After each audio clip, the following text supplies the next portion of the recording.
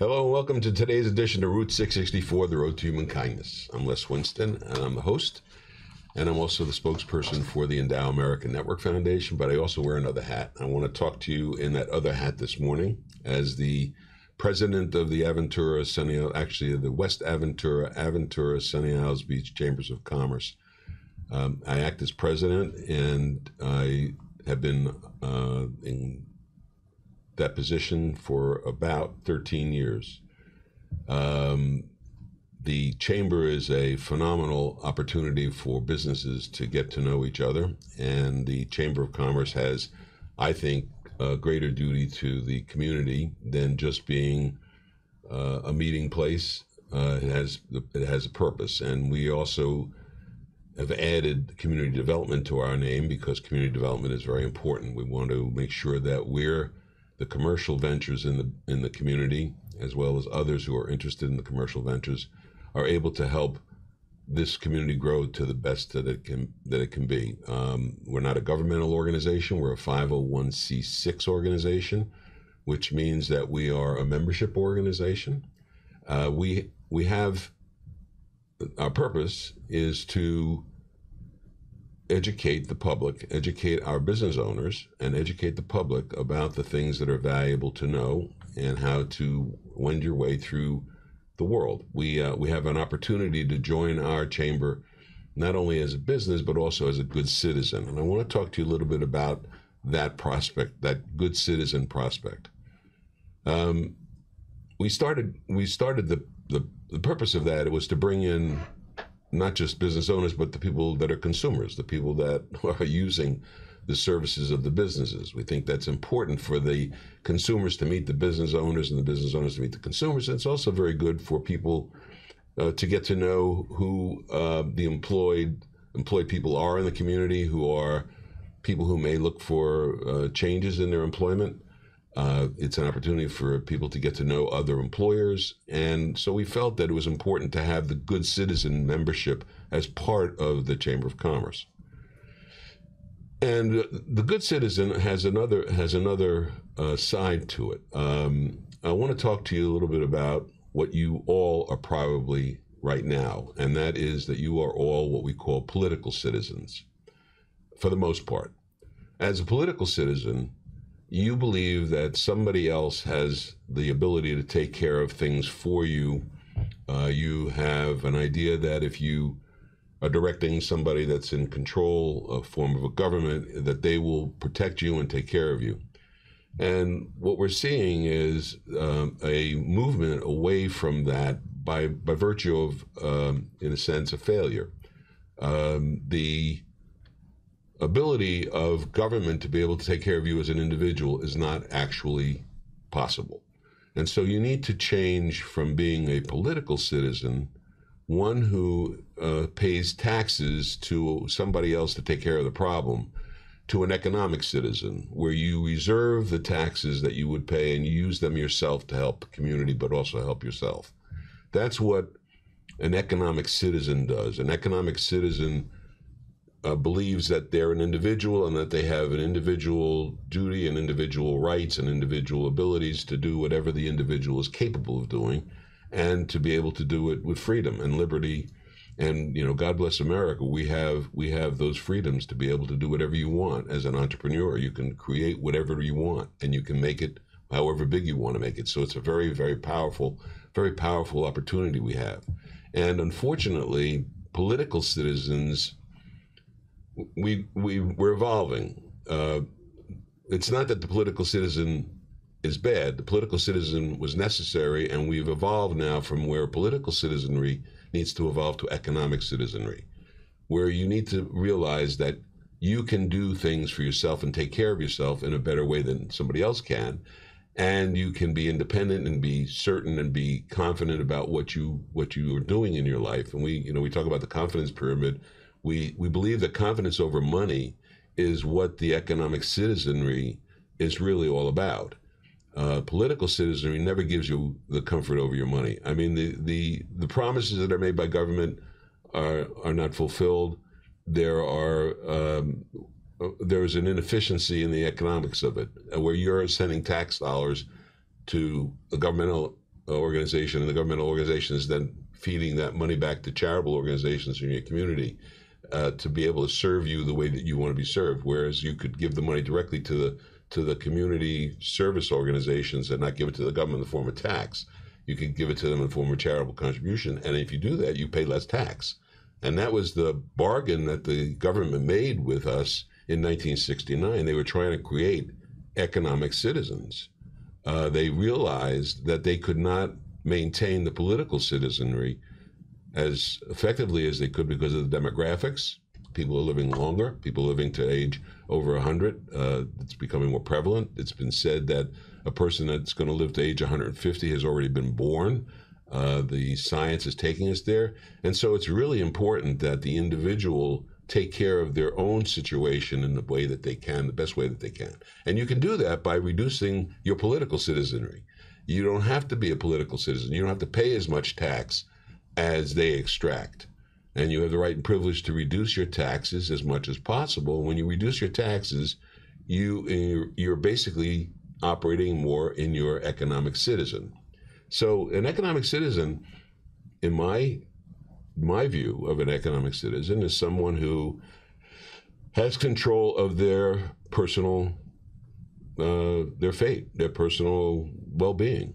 They don't rely on somebody else to do something for them. They're not relying on anybody else to give them something. They're not relying on the community. And it really goes back almost to, to our founding. There's the story of the original governor, of the governor that was over the folks that came from England and landed in Plymouth, that were formed the first colony. Before it was a colony, it was just the people that had landed that had made it, and there was like 48 of them or something. There weren't very many, and so somebody was appointed a governor, and he said, "Look, what we're going to do is we're going to take this plot of land. Let's say it's 40 acres. We're going to take this 40 acres, and we're all going to work it, and we're going to operate, to serve everybody, and everybody's going to grow food, and we'll all benefit." And that lasted for a period of time until there were a lot of people who realized that they didn't have to work as hard as somebody else. They were still getting the food. They didn't have to do something, and so they would be slacking off. And then you get others that would say, "Well, why am I working for him if he's slacking off?" And you end up in this evolution of this governing system to where it doesn't work. And so the governor decided at that point that it would be better if he gave 1 acre of the 40 acres to each of the 40 people, and they would work those acres on their own, and whatever they produced on those acres, they could provide to somebody that owned something else on another acre that was producing something that they wanted, and that's how commerce started. That's how commerce began. And there were two things about that. That was like a chamber of commerce in a sense, that what you had was a chamber, which is the group of the people that were working towards the same objectives and the people who were documented to be in that group. And then you also had the commerce, and the commerce was growing a business. How do you grow a value of a business? It's a very simple analogy of where we are today, except that it's on a grander scale, and the government has given you your piece of land, and you can grow it as you see fit, and you can make it as big as you want to. The impairments, however, that the government has put in the way are taxes. Taxes take a tremendous bite out of what you are doing, what you're accumulating. You pay a tax when you earn something, you pay a tax when you grow it into something else and you sell it, and you pay a tax when you die. So they get an opportunity to get you in 3 places. The thing about it is that they gave us the opportunity to avoid those taxes in the tax code. They said, you have the right and privilege to reduce your taxes, and if you do it this way, we do something as well. The way things work is if you want more of something, you tax it less, and if you want less of something, you tax it more. So government said, we want more philanthropy in the world. We want more people to be kind. We want human kindness. And we want the human kindness to come from what would ordinarily be the tax dollars, for them to keep those tax dollars and put them into the community. And that was what Section 664 did. That's why we in the other hat that I wear, in the Endow America Network Foundation, where we are trying to build your knowledge of 664, that concept of lowering your tax by doing something good for the community when you pass, and you'll have lower taxes while you're alive.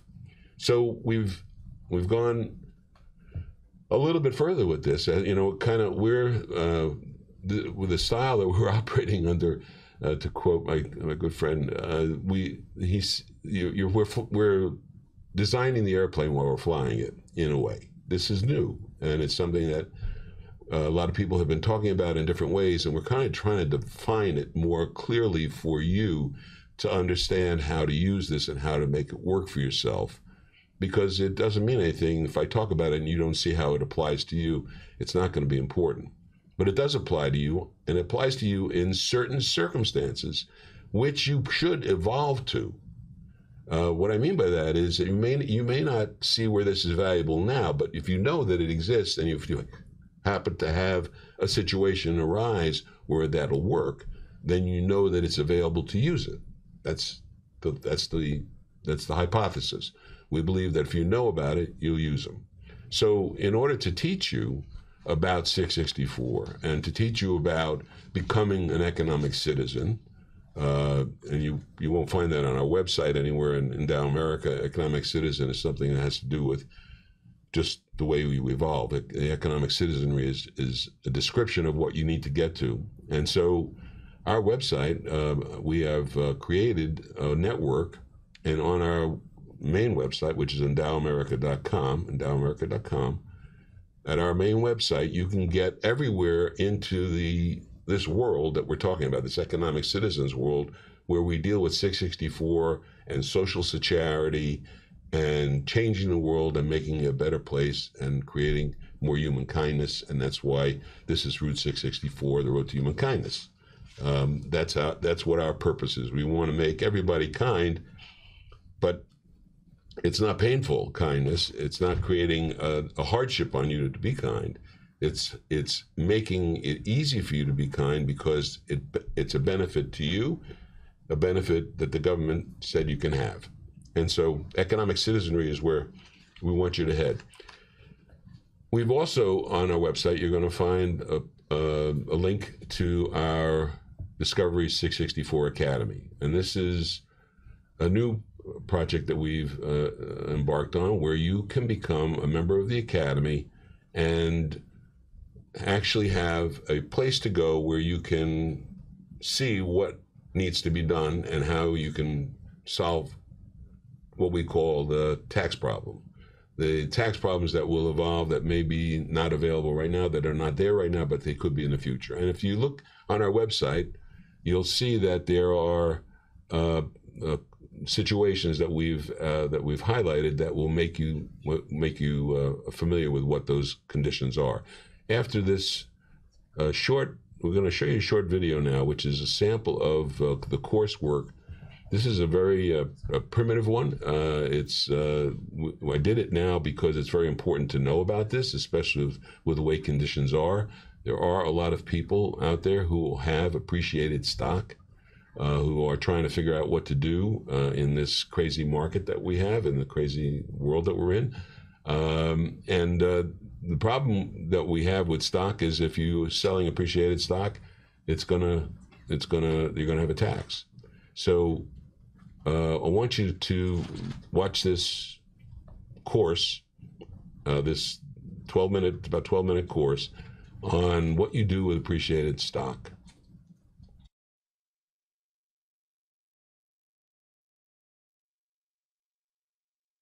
Welcome to Discovery 664 Academy. And this is a class on appreciated stock. What do you do if you have appreciated stock and you want to sell it? What is the problem with doing that? And what can you do to make the problem a little bit easier to deal with?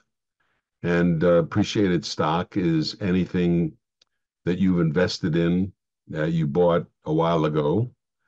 Could be for a short term, which would be under a year, or it could be for a long term, which would be over a year. That's the length of time that you've owned it. And depending on what we're assuming, that the assumption is that you would sell that because you don't want to own that particular stock anymore. You'd like to take a profit. You want to invest in something else that yields a higher income. These are some of the reasons that you would want to liquidate appreciated stock. And there are some alternatives. There was an alternative that you may not be aware of. There may be two alternatives that you're not aware of.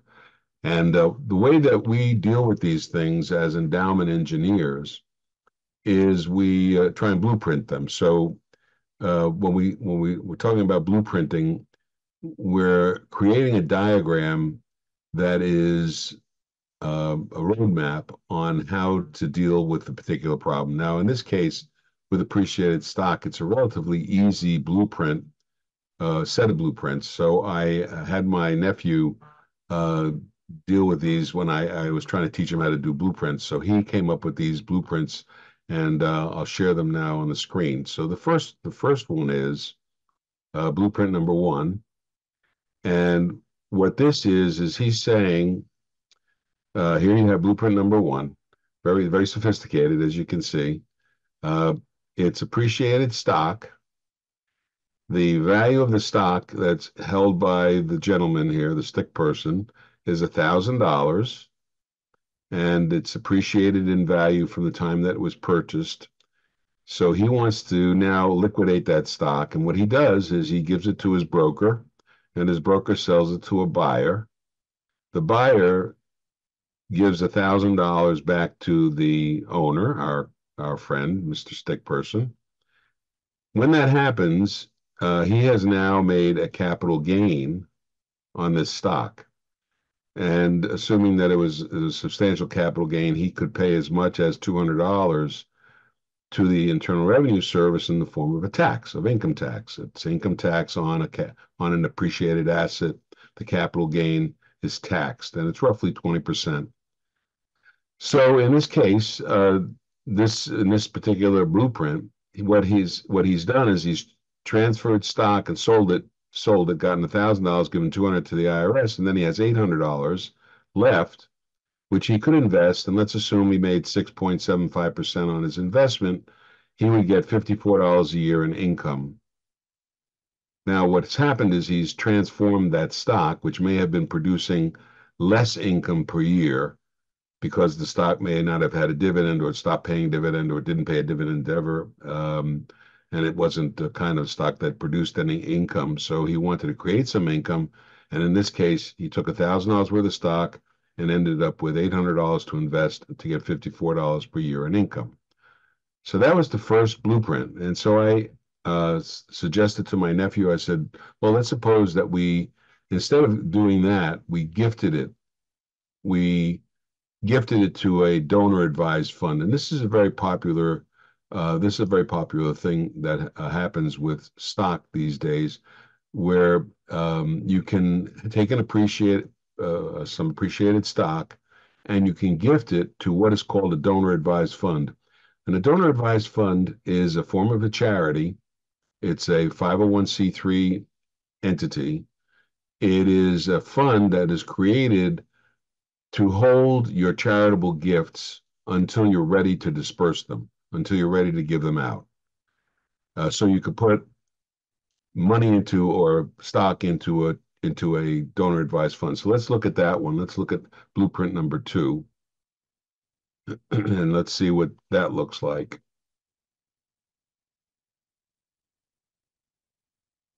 Okay, so here's blueprint number two. This is using a donor advised fund, the DAF, which is what we just explained. The donor advised fund is a 501c3 entity, and it allows you to direct your gifts. After you've made the gift, you can direct it into the community the way you see fit whenever you're ready to do that. So gifting in the donor advised fund case, our gentleman who owns the $1,000 worth of stock, instead of selling it, giving it to a broker to sell, he now gifts it to a donor advised fund. And this is a responsibility line, this series of dots. He has a responsibility over this donor advised fund to donor advise it where he wants to make the gifts. That's the relationship that he keeps with that. When he makes that gift of the $1,000 worth of stock, he automatically gets a tax deduction of $1,000, which he can use to the IRS to give him back $200 in tax that he had previously paid. So in this case, he's using a donor advised fund to gift the stock of $1,000, and he will eventually he can make his distributions to 501c3 organizations. So my nephew put these in as the ultimate place where these can go, and he's going to direct them to whatever 501c3s he wants to send them to. His benefit is the $1,000 tax deduction, which gives him a $200 uh, credit on his tax, but he doesn't get any income from it. So in this case, this is a gentleman who wanted to be totally charitable and did not want to pay any tax before he was charitable, so he just gifted the stock directly to the donor advised fund. Now, he could have sold the stock and then gifted, but what that would have done is it would have created a capital gain, and then the sale of the stock would not offset it, so it would be a tax tax would have to be paid, and that would eat up to $200. So he's wise to make the gift directly to the donor advised fund and get the full value of the deduction of $1,000, and that's worth $200, but no income. So now there's a third way that we look at when we deal with these tax issues, and this is a tax issue. This is a tax issue that's created because you have appreciated stock that you want to do something with. You don't want to own it anymore for whatever reason it is, and you want to sell it. You have options of either selling it, you could gift it outright to a donor advised fund, or you could do something kind of in between. And that's what Blueprint 3 is all about. We have a different entity now that we're going to use. And this entity is a pooled income fund, a PIF. Now, this is a 664-like device. This is the 664 Academy, Discovery 664, and you're going to discover things about 664 that you didn't know about. And the pooled income fund is one of those things. The 664 is a child remainder trust, but it's also likened to a pooled income fund or even a child gift annuity. But let's look at a pooled income fund. What is a pooled income fund? A pooled income fund is also a charitable entity, but it is a unique charitable entity in the sense that when you gift to it, you end up getting something in return besides a tax deduction, and that is income. So let's look at the pooled income fund transaction on the blueprint. So here you have Mr. Stick Person again. He owns $1,000 worth of stock. And this time he gifts it, but instead of gifting it to a donor advised fund, he gifts it to a pooled income fund, a PIF. This pooled income fund, when it owns $1,000 worth of stock, it will do two things. One, it will probably liquidate the stock to be able to invest in something that will produce different income. It will give a tax deduction to Mr. Stick Person of $300. And notice that this is not the full $1,000 tax deduction that he got if he gave it to a donor advised fund. And there's a reason for that. And the reason is that he doesn't get a full deduction. The reason he doesn't get a full deduction is because he's getting annual income from this fund for as long as he lives. And if you gift this stock into this pooled income fund and then it sells it, instead of having to pay any capital gains tax, there's a full $1,000 left to invest. And that full $1,000 is what's providing the annual income. And so instead of having, as he would have had in the first case, in blueprint number one, he would have $800 to invest at 6.75% to get, he now has $1,000 to invest at 6.75%. In this case, he gets $6,750 per year, which is 25% more than he was getting in blueprint number one, where he sold the stock outright. So he's increasing his income by 25% by utilizing the pooled income fund as a method of liquidating the stock. He gets a $300 tax deduction, which also creates a credit from the IRS of $60.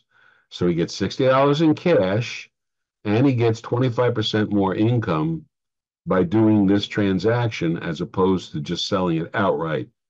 He gets income from this, which is different than gifting it to a donor advised fund. So now it depends on what's important to the individual.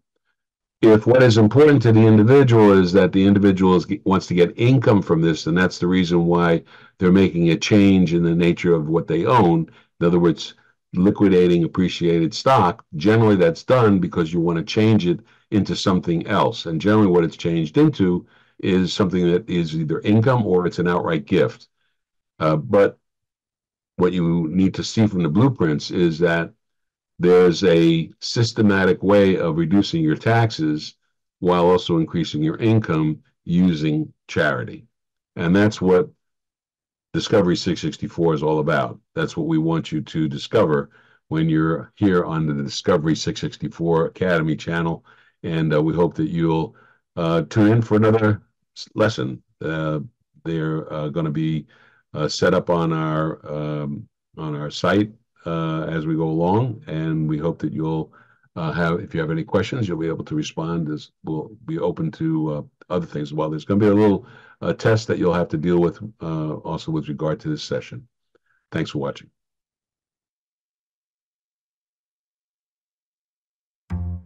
Our protagonist, Jack, was a 65-year-old retiree who'd always been known for his offbeat sense of humor and love for numbers. He'd been searching for a way to support his community while securing his retirement income. One day, while browsing through the depths of the internet, Jack stumbled upon an article about Tax Code 664 and its potential benefits for charitable planning. Hello, welcome to today's edition of Route 664, the road to humankind. Curious and excited, Jack decided to delve further into this mysterious code. He spent hours poring over tax law books and articles until he became a self-proclaimed expert on the subject. He'd tell his friends, "Who needs a doku when you've got tax codes to crack?"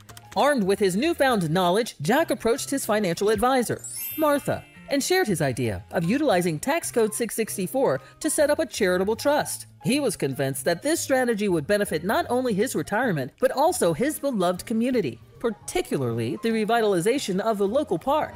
With a twinkle in her eye, Martha acknowledged Jack's enthusiasm and praised his resourcefulness. Together, they devised a plan to establish a charitable trust that provided Jack with a stable retirement income and directed the remaining funds towards renovating the park. Word of Jack's innovative approach spread like wildfire, inspiring others in the community to explore the potential of Tax Code 664.